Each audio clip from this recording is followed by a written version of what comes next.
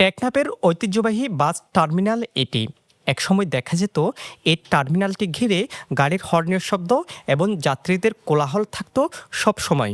তবে এখন অযত্নে অবহেলায় টার্মিনাল এলাকা জুড়ে এক ধরনের নীরবতা নেমে এসেছে। দীর্ঘদিন ধরে কোনো কার্যক্রম না থাকায় পরিত্যক্ত এই বাস টার্মিনালটি এখন যেন এক ভুতুড়ে পরিবেশ তৈরি হয়েছে। চারদিকে নেমে এসেছে শুনশান নীরবতা।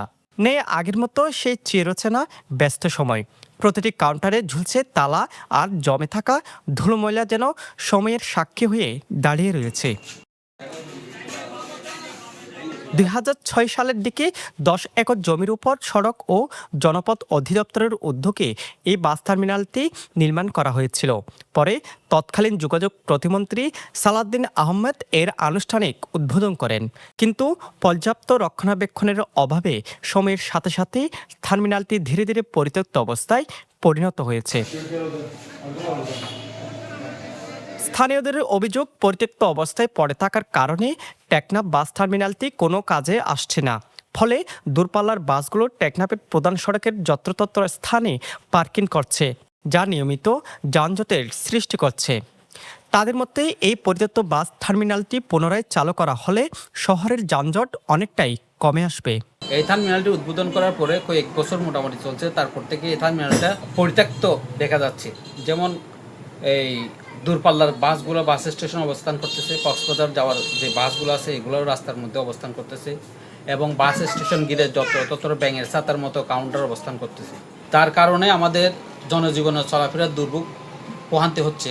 এই পোহান্তের কারণে আমাদের বিশেষ দিনগুলো যেমন ঈদ আছে, কুরবান আছে, পূজা আছে, বিভিন্ন উৎসবে আমরা যখন একটু সাধারণ মানুষ যখন আপনার মার্কেটিং করার জন্য বা বাজার করার জন্য যখন বাইরে হয়, তখন মানুষগুলা চলাচলের জন্য দীর্ঘ যানজট সৃষ্টি হয়। যথা দ্রুত টেকনাফ পৌরসভার স্টেশন সংলগ্ন থেকে গাড়ি ঘোড়া এই টার্মিনাল সরিয়ে নিতে হবে, এবং কোনো ধরনের মালবাহী ট্রাক কোনো টাইমিং ছাড়া, যেমন সকাল ৮টা থেকে রাত ৮টা পর্যন্ত যেন ঢুকতে না পারে, এটা কঠোর ব্যবস্থা থাকতে হবে। এবং এই ব্যবস্থা নেওয়ার জন্য, তদারকির জন্য মানুষও নিয়োগ করতে হবে।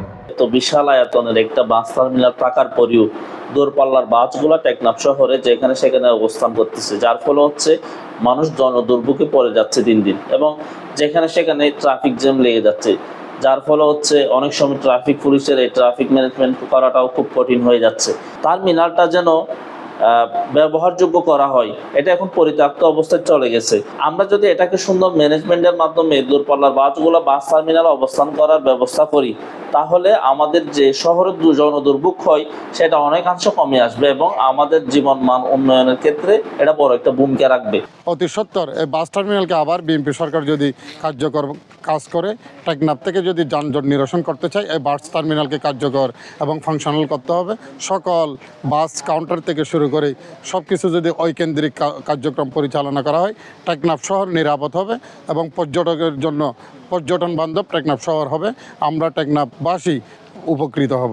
এমন পরিস্থিতির মধ্যেও অভিযোগ উঠেছে, বাস টার্মিনালের পাবলিক টয়লেটটি পৌরসভার নাম ভাঙিয়ে প্রতি মাসে ৫,০০০ টাকায় ভাড়া দেওয়া হয়েছে।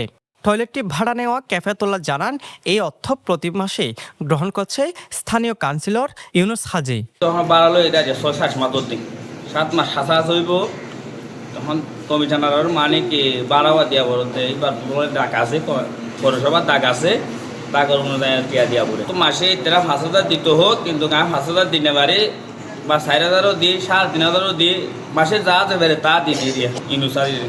এদিকে বাস টার্মিনালের দায়িত্বে থাকা ব্যক্তিদের অভিযোগ, টার্মিনালটি ব্যবহার করে পৌরসভার কয়েক লাখ টাকা ইজারা নিলেও এটি এখনও এলজিইডির অধীনে রয়েছে। তাদের মতে টার্মিনালটি পৌরসভার অধীনে থাকলে এর উন্নয়ন হতো। এছাড়া টেকনাফের বিভিন্ন এলাকায় যানজট নিরসনের জন্য টার্মিনালটি পুনরায় সচল করা জরুরি। এ পর্যন্ত বিএনপি সরকারের সাজগোজ হিসাবে এই টার্মিনালত কোনো কার্যক্রম কিছু নাই।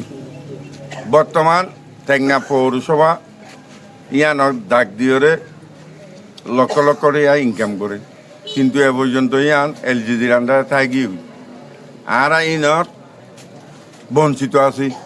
যদি আজ পৌরসভার আন্ডার হইলে আর ইনের লইরে বহুত কিছু করিয়রে উন্নয়ন কাজ করি পারতাম।